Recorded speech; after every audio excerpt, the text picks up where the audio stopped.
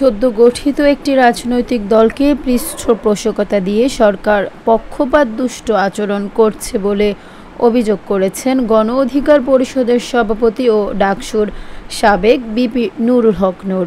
আজ শুক্রবার ২৫ জুলাই বিকেলে কুমিল্লা টাউন হল মাঠে গণ অভ্যুত্থানের জন আকাঙ্ক্ষা ও রাষ্ট্র সংস্কার শীর্ষক সমাবেশে প্রধান অতিথির বক্তব্যে তিনি এসব কথা বলেন। বিপি নূর বলেন, সরকারের এমন আচরণ শুধু গণ অধিকার পরিষদ নয়, দেশের অধিকাংশ সচেতন নাগরিক ও রাজনৈতিক মহলের কাছে প্রশ্নবিদ্ধ। সরকার ৪টি রাজনৈতিক দলের সঙ্গে সংলাপে গেলেও একটি সদ্য জন্ম নেওয়া নিবন্ধনহীন দলকে বিশেষভাবে গুরুত্ব দিচ্ছে।